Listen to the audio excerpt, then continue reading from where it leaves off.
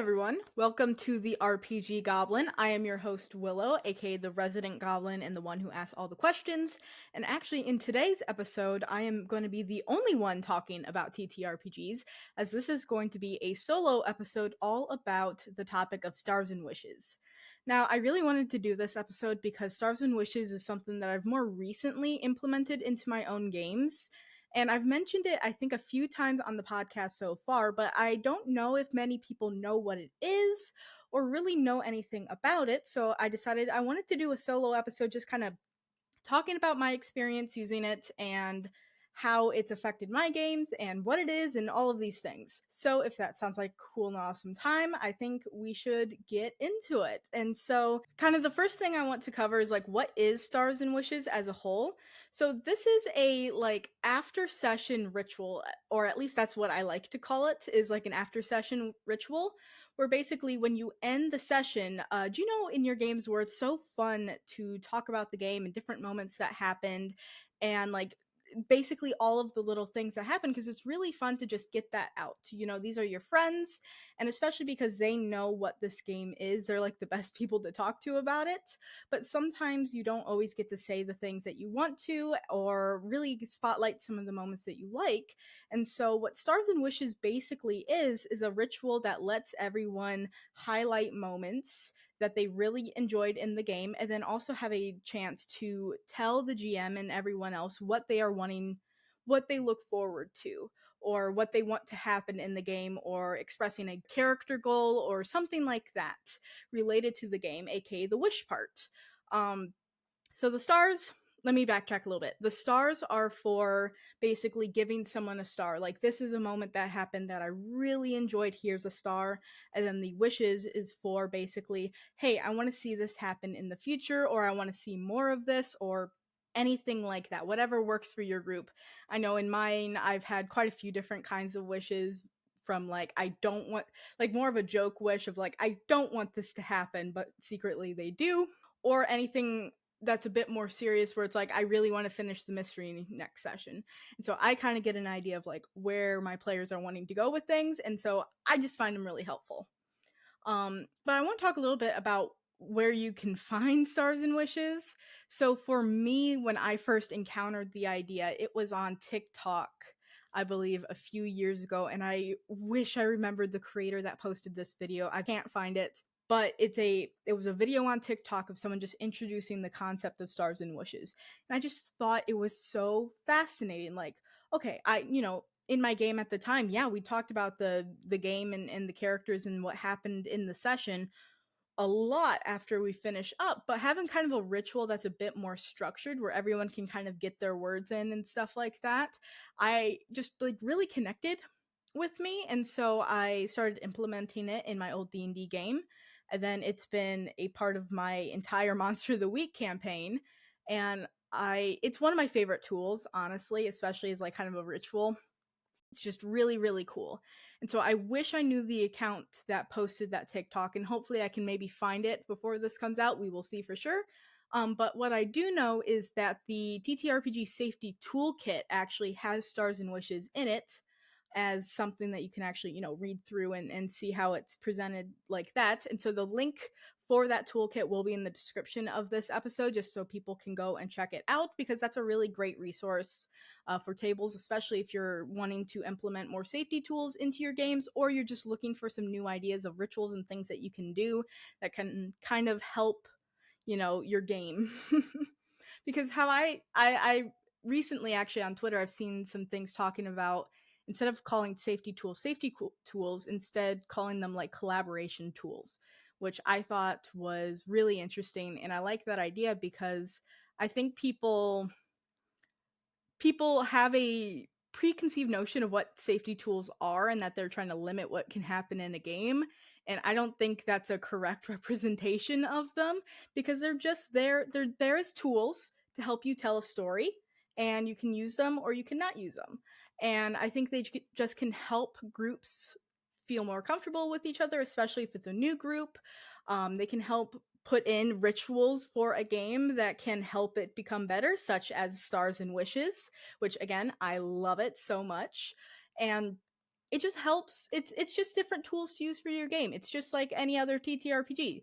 All the mechanics and stuff like that, those are tools for you to help run the game. And so safety tools are kind of the same thing, but they're just outside of what's written in a few TTRPGs. Actually, they're starting to get into more of them now. Um, but I love Stars and Wishes, and that's what this is going to be about. Maybe in the future, I'll actually bring on the people from the Safety Toolkit to actually talk about it, because I think that would be awesome. But this episode is going to be primarily talking about Stars and Wishes, since that is what I have used and what I'm more familiar with. I just went over kind of what Stars and Wishes is, and how I introduced it to my group is basically like, hey, we like to talk about the game, and I just think it would be a really fun idea to try this out, see how it works. And so we implemented it into one of our D&D sessions just to, test it out. And when we got to the end of the session, I started the ritual, and all of my players like fell in love with it. And it's been really funny because games since then, everyone's so excited to get to the Stars and Wishes part so that they can start talking about like some of their favorite moments. And for me, I think that's just really fun for me. Um in my mind, I think it helps people kind of look for the things that they think are cool, remember them, and then for and then you get to then tell the people like, hey, your role play in this specific scene was fantastic, good job, like I just really love this and this. And so it's a really fun tool for basically reinforcing like what kind of themes you like in your game too. And like, hey, you did a fantastic job doing that, keep going. And it's like just a really great way to kind of feel good about like what you're doing in the game, and knowing that others are liking it too. And so as the GM of all of my games, I find it to be a really fantastic tool for me on getting like some feedback on things that my players really like. And so I can start getting some ideas of like, okay, if this player is really liking the dynamic between them and another NPC, I can make sure that that gets included in more scenes, especially with that NPC, and feed into that more because I know that player is enjoying that dynamic. Same thing, and I see this even with other players, that like one player giving them feedback tells them, okay, that's what they're enjoying about my character, and they can lean into that more, especially if they're already enjoying that too. And so I think it's like just a really, I don't know, it's a really fun process because it kind of just feeds into each other, and you get a game where everyone's super excited about these certain aspects. And you just get this moment at the end where everyone just is so excited and gets to just like tell everyone how cool they are, and what all the cool things that they did. So I love it. And I kind of want to talk about the way that I use Stars and Wishes too, because I put this up on Threads talking about Stars and Wishes a bit, and someone said that something they don't like about it is the fact that you only give the one star, and only one person's supposed to get a star. And so you go around the table, and you don't want to leave someone out of it, because then that's not fun, and that, that would make them feel bad. Like, oh, everyone else got a star, but I didn't. Or someone got 2 stars and I didn't. And so someone mentioned not liking that aspect of Stars and Wishes. And I can totally get that. And for me, at least when I interpreted what Stars and Wishes was, I thought it was something where everyone kind of gave a star to every player. And so that's actually how we've done it for my own group. Is that, when we get to the end of the session, and it takes a little bit of time, granted, especially if you're doing everyone in the group, I have 3 players and then I'm the GM, so it's a 4-person group. And we get to the end, and we start Stars and Wishes, and X player gives 3 other players a star, and then they do a wish. And that's also how I do it too, is like we do the stars first and then we do the wish. And it's always, on kind of the same turn. I don't know if other people do it a different way, where maybe they do all the stars first and then they go and do the wishes. This is just how I do it. But I pick a player to go first. I'm like, all right, give your stars. And so they'll give everyone a star, and then they'll give their wish. And then I go to the next person, and we keep going until everyone finishes up all of their stars and wishes. And That works really well for me. It does take a little bit of time, again, because we're giving it to every single player. And I'm curious if you can find a way to do it without giving it to every player to make it a bit more fair, I suppose. Because when you're doing that endpoint, like when you get to stars and wishes, and let's say you're only doing it where you're giving 1 star and it has to be a different person, you could give a star to someone where you that wasn't your favorite moment. And so I've thought about this a bit, and I'm really curious if other people have like maybe an answer on how to figure this out, because you could always do, hey, maybe 2 stars, and so that makes sure that maybe 1 star can go to each person, then you have an extra star to extra spotlight someone, I guess. I don't know, because at least for me, having everyone give a star has worked really well. And I just know that not everyone can do that, especially if you play in a group of like 6 people. Like, I'm not sure how long that would take, but for me, this works out really well. And so I know that it's just the 1 star normally. But consider doing everyone giving a star if you can. At least that's how I like to do it.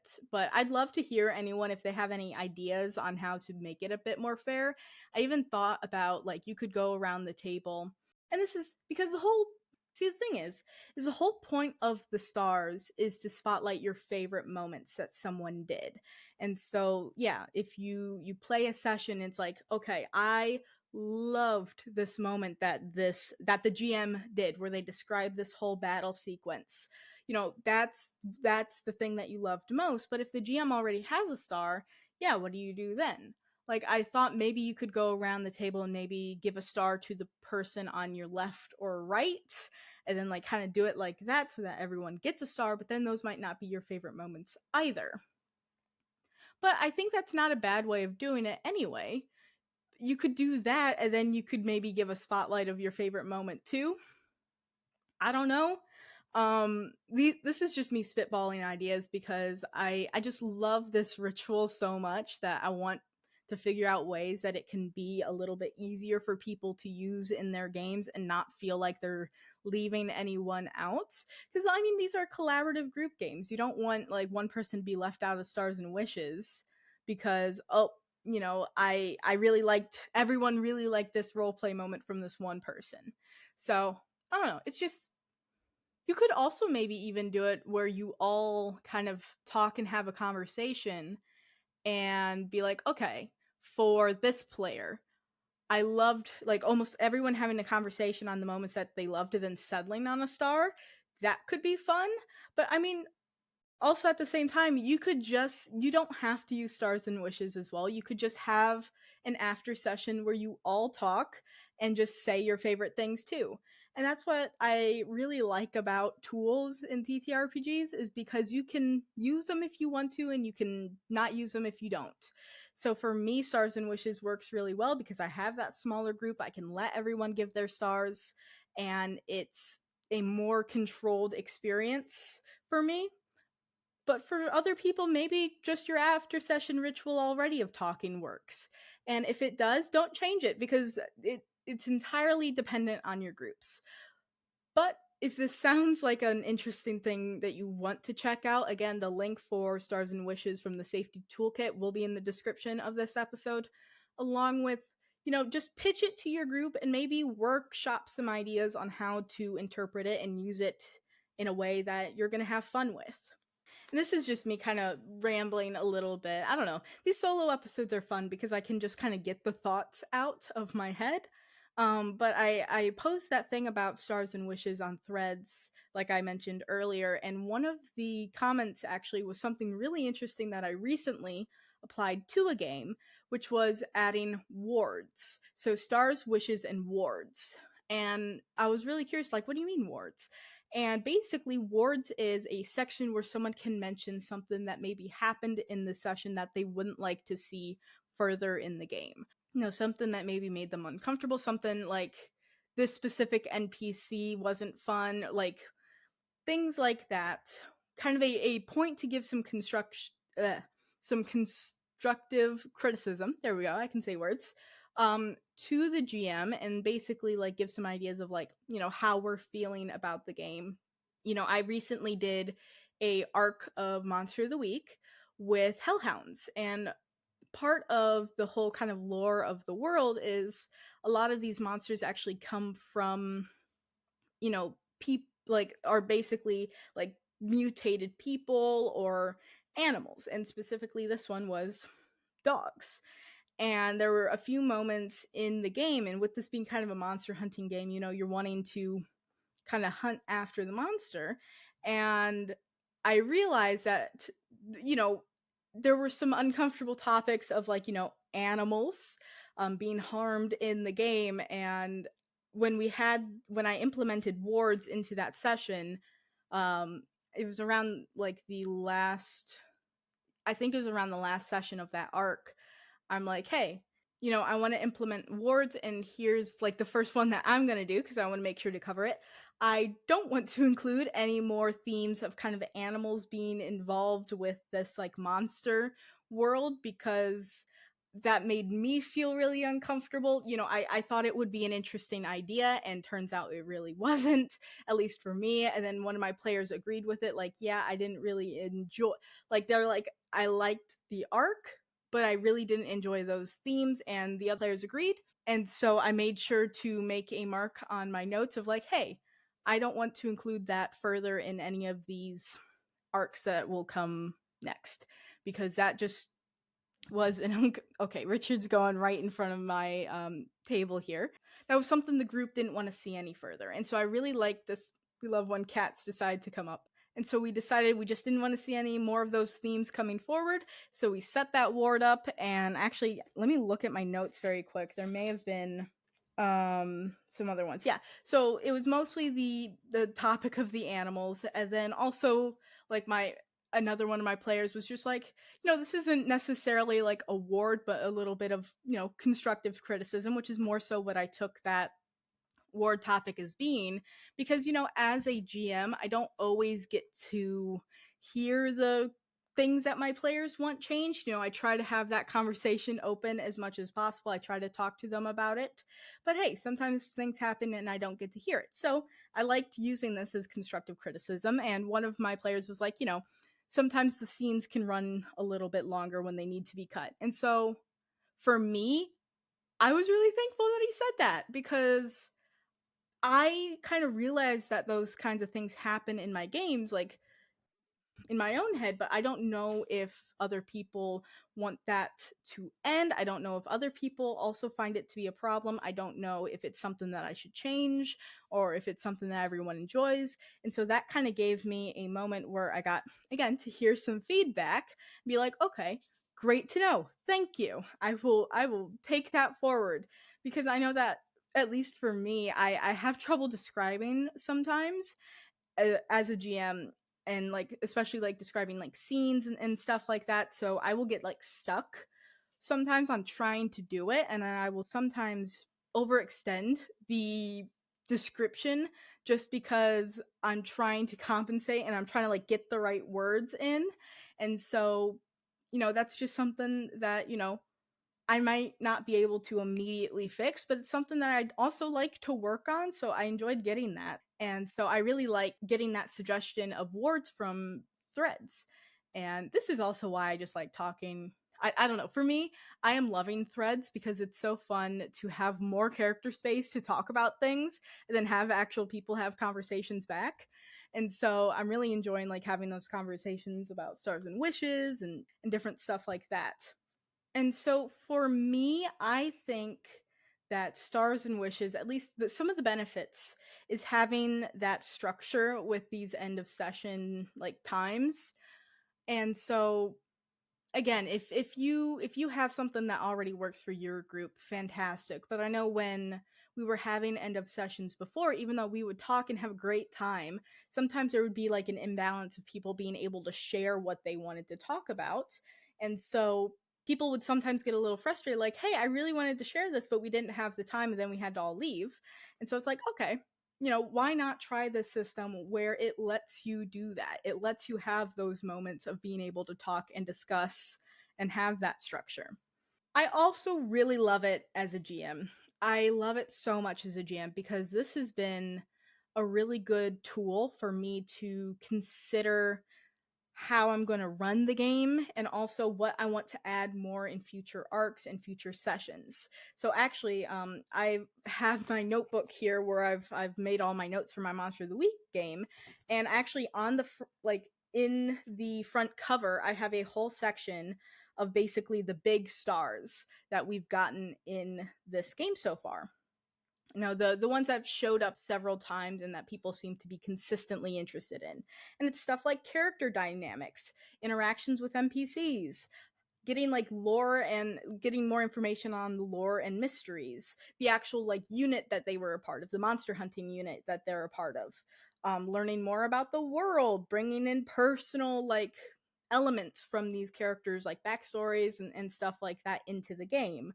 um Getting to be badass, which is one of my favorites because I love letting my characters have like those big moments to shine, and it's so fun. Flashback scenes, which is actually something I kind of stole from Amnesty, or the Adventure Zone, their campaign of Monster of the Week, which was Amnesty. During like kind of big, like tense moments during that whole season, or that I guess that campaign, um, characters would have flashbacks to things that happened in the past, obviously. And it would basically like give more information or context on like certain actions and things, and there were times that it would actually relate to like the moment that like was happening and that caused this flashback. So some of the ones that I remember very thoroughly is during big battles. I think it was it Duck that got like thrown at the water park, and then like he like went unconscious, and then that's when he had a flashback maybe about like the his like chosen thing. That was really cool. It's been a little bit since I've watched Amnesty, so apologies for if that's not exactly right, but I implemented that into my own Monster of the Week game because I just thought that was such a fun idea. And I am all for as well like discovering the characters' stories more as we're playing versus like writing a whole thing beforehand. And so this gave my players moments to kind of expand on some elements. Why is this character feeling this way? What happened? Like an example that we actually recently did is two of the characters in my game are siblings, and one of them ended up leaving the one ended up leaving home like I think it was like 6 years ago or something. And we knew that happened and we just didn't know the details of it. And there was something that came up where that character actually revealed that they've known that they've been home because they've been connected. But that character was actually lying and they've been home for much longer than they let their family know because they didn't want them to know that they came back because they basically failed when they moved out, and like their job ended up like failing or something like that. And so we had a whole flashback scene of actually what went down, that basically why they moved and the whole thing that led up to it, and kind of knowing the information now of like that they came back and didn't tell anyone. There were some really like heartbreaking moments that got put in that flashback because we knew that information already, and so it made it sting a little bit more. But it was actually like one of my favorite scenes that I think we've done in this game because it was just so fascinating to explore this thing that happened in the past as these future characters. And the fact that like the sibling that was moving said, "I'll promise to let you know when I ever come back to town," and then they didn't. Ugh, tragedy. It's beautiful. TTRPGs, tragedy tabletop games. I don't know, something like that. But it's that's something that I really liked. And so, as a star, I made sure to write down, these flashbacks. I was getting stars personally as the GM for providing these flashbacks and for setting them up. So I made sure to make a note of that to make sure to continue to do them throughout the game because that's something my players really enjoyed. A few other things, again, I think a lot of these stars came from specifically stars that my players gave me, because those are usually the ones that I look at more closely because I am the GM. I'm looking at what I'm providing to the game, and so I want to know what I'm doing right. But I guess I shouldn't say doing right. I mean, like, yeah, it's doing right, but also what they are enjoying. And so two other ones was creating atmosphere in the game, which is when I was starting to experiment with describing a lot more and trying to get a bit more into it. And then other opposing groups, which is something I love in this campaign too, is that there are like at least like three different like kind of groups involved in this whole monster hunting thing. And so it's really fun. It was really fun for them to like kind of mess around with that and be like, you're on this side and I'm on this side, especially because we have like a traitor character. And so I really enjoyed like all those different aspects of like all these opposing groups. And so I was really happy when my players gave me stars for that. I'm like, yes, we actually really enjoy that. And I'm like, perfect, because I really enjoy it too. That was kind of the whole idea when I started the campaign, was to have kind of these different groups, and it ended up working really well.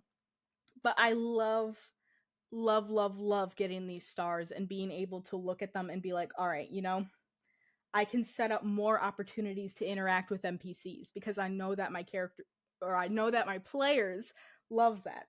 I can set up more things where they can discover the lore and mystery and like, have a lot of agency in figuring that out. I can have more scenes setting up, interacting with the unit and, the NPCs that are involved in that. So, kind of ticking two of those boxes, bringing in more personal aspects of the story, bringing in the flashbacks, which is kind of, similar thing there. Getting to be badass. I know that, when it comes to the moments where that would be a great opportunity, I know that my players want to feel cool, and so I can have it in my mind as I'm describing these things, is that they want to feel cool. They want to feel badass as they're hunting these monsters. And so I can keep that in mind. And, you know, again, this could be something where, just having conversations with your players, you could probably figure out most of these things. I just really enjoy the ritual that I know that I'm going to figure some of this stuff out because they're going to tell me. And also from a GM perspective, I love the wishes because those are specifically a bit more aimed at the, campaign and story in total. They are, I wish for this to happen. I'm looking forward for this happening. This is something that my character desires. This is something I desire. And so I love getting the wishes. And some of the ones that I've gotten is, some things that are a bit, small scale. So like one of the wishes that a player gave me was to figure out what a monster was when we first started the campaign. Session 1, they wanted to figure out what the monster was. And I love that because it's like, okay, this is a goal that me and my character have. We want to figure out what this monster is. And so going forward, I kind of know that's what they want to see. They want to try and figure that out. Another player on the first session was his character Matt getting humbled by the monsters, because this guy's like super into cryptids and kind of this mythology of them. And he's like into the Jersey Devil, has a podcast where he talks for like 3 hours about cryptids and whatever. So he kind of takes it a bit more. He doesn't take it very seriously. And this was like his first time encountering it. And so he was going crazy. He was like, oh my God, monsters are real. And the player wanted his character to get humbled, have that moment where it's like, oh shit, these are actually like a big deal. I have to be careful with this, and I can't just be like, haha, monster. And so going forward, that was a note that I had, and we had it in the game, and he got humbled. um and I also, provided another character was like stealing for Leon, which is one of like, this is the traitor character. This Leon guy was basically like, I want to get evidence from this unit and I want you to bring it back. And so the goal was to steal for Leon. And so again, that was a character goal. Like, I wish to do this. And then for me, I was like, to see how like this one situation resolved, where like one of the main people of the unit was going to talk to these newbies coming in, because it's like, hey, you now know about monsters. We don't want to just let you out. Join the unit, basically. And so I was really excited to see how that would resolve. So that's an example of kind of the first session's wishes went. And I really love them because as a GM, I get some direction on where the characters are wanting to go. And then the players give themselves their own motivations for their characters. These are more like kind of short term motivations, at least in my head. I like to view them. Sometimes they can be a little bit longer, but I like the use of having them be a bit more short term. I want to figure out what this monster is, and so they can work towards that. Also, it's funny because I'm flipping through some of my notes for this just to kind of give some examples, and I got to one where I had a wish to conclude the mystery or get close basically in the next session. And that mystery went on for 3 more sessions, or yeah, 3 more sessions. Wasn't a bad thing. It was a really fun mystery. It was just funny to see that. And some that actually, here's another one where we're getting a bit further into the game. This is like session 3. And some of the wishes are like getting into downtime and personal relationships, interacting with the other characters outside of monster hunting, kill the wolfie, which for context, the monster in our first mystery was a werewolf. And so kill the wolfie. Well, everyone's like, oh, I want to interact with other characters. It's like got our priorities straight, which I just think that's also fun to see, like just the different ways also the players are viewing the game too, what they're wanting to see, and being able to have and being able to put the space of exploring all of these things too. And I'll say this is like when you have a group that the play style does match up with, and everyone's kind of have the same expectations in the groups, you're probably going to get similar wishes throughout the thing, which I think is kind of fun because that's just reinforcing the ideas and the wishes and the drives and the motives that they want to be discovering within the game. And so I really like that. And also I get to have my wish too, which is always a little bit more general, or I guess I shouldn't say more general. It's usually a bit more broad. Because for me, I just want to see like how my players will usually resolve anything. I just really find that fun. I love presenting opportunities and being like, okay, how's this gonna end? How are you gonna figure this out? And then watching as they try and figure it out for 3 hours. And so, like, in this one, it was like how the group will approach the end of the mystery in downtime. Since we were getting close, we're still kind of getting through this first arc and we haven't had like a chance of downtime. So I was especially curious of like, how my players were actually going to handle that. What would they want for downtime? What even are their characters going to do for downtime? Like, what personally would they even do? I want to know what Pigeon Cooper's going to do in their downtime, and how does that then reflect further in the game? How does that develop their character? Stuff like that. I just find it to be a really, really fun element to add into games. And actually, another one that I just looked at is one of the characters was like, I want to fight a vampire. And so actually, I've been looking at possibly fulfilling that wish soon. But yeah, I don't know if there's too much more to really say on the topic of stars and wishes, since this is, this is a tool. This is a tool that I use. This is the experience that I've had with it so far. I've implemented it into 2 games along with some one-shots that turned into slightly longer games where I just thought it would be funny. And we didn't even do stars and wishes. We actually just did like a fun fact thing. So we did like a after session ritual. It just wasn't really stars and wishes because it's this game of Definitely Wizards that just ended up going really long because we were messing around and there's like internet issues and like a million other things. And so it ended up going for like 3 sessions. And like at the end of every session, we would do a thing of like, here's a fun fact about this character. And that's how we learned that Scrimble Scales the Sixth, a a little a magician, was actually orphaned at 33. So we learn something new every day. But this is something that I've really enjoyed putting in my games. I found it to be really useful in my games in trying to find like a direction to go in, manage my player expectations and see what they are wanting, and then also have just a feel good moment at the end where everyone gets to have a star. Everyone gets to say their favorite moment that everyone else did. And like I don't joke when I say this is like literally one of my players' favorite things. They look forward to the end of the session so they can talk about what cool thing the other person did.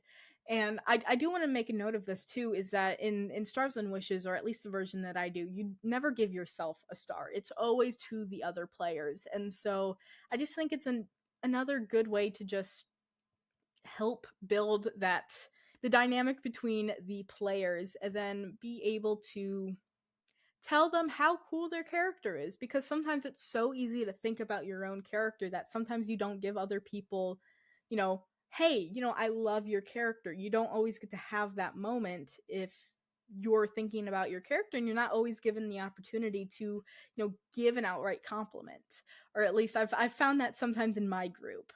Um but obviously every group is different, and I want to stress that enough, is like, this is something I've done, this is something that I found really fun and helpful to add into my games, and if this doesn't sound like something that would really work in your game, don't use it.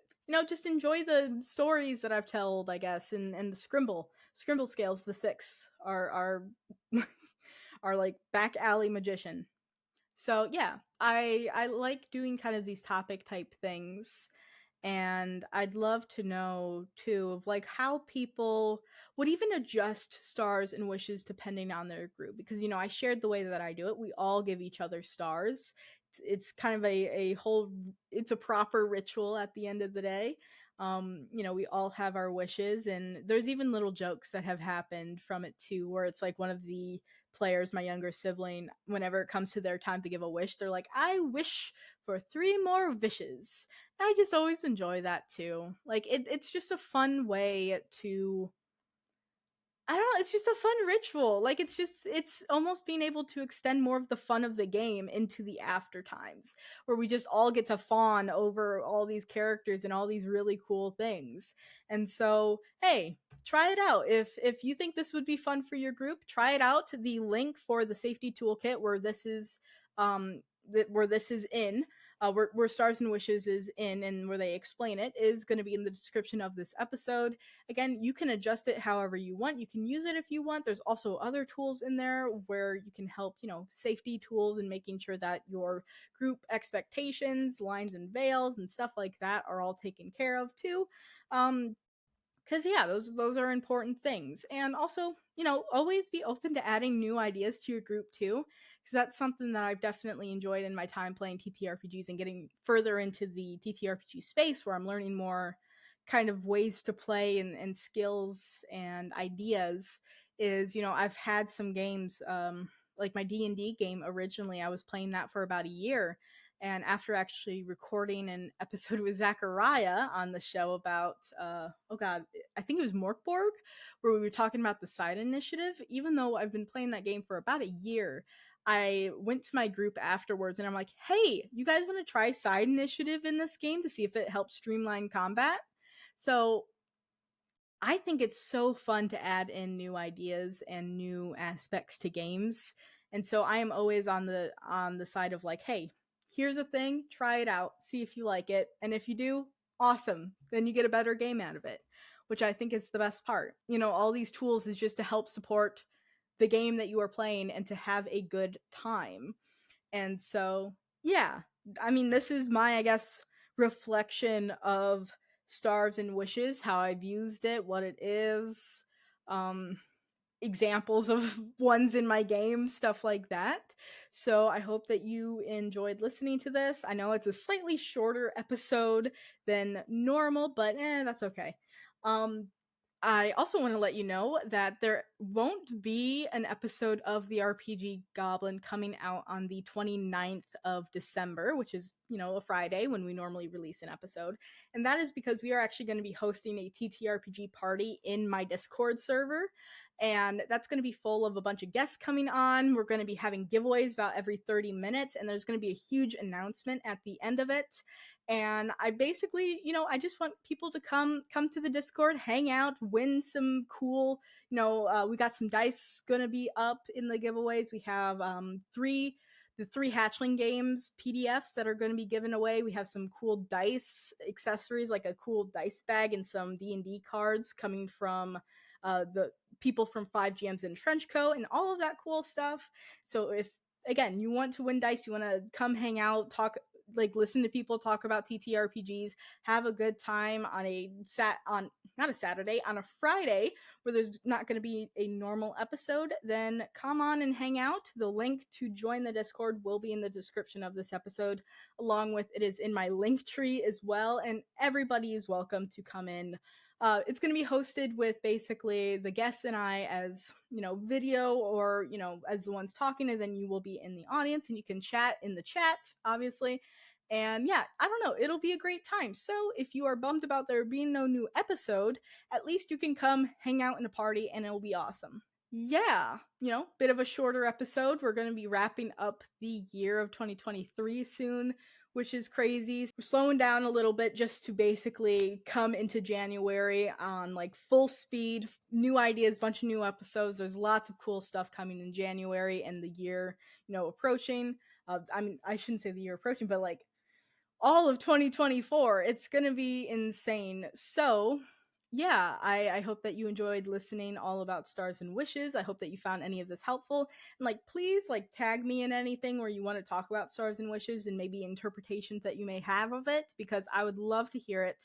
I always like hearing ways that you can, again, change tools and games and stuff like that. I find it really fun. But enough of me rambling. Thank you for listening.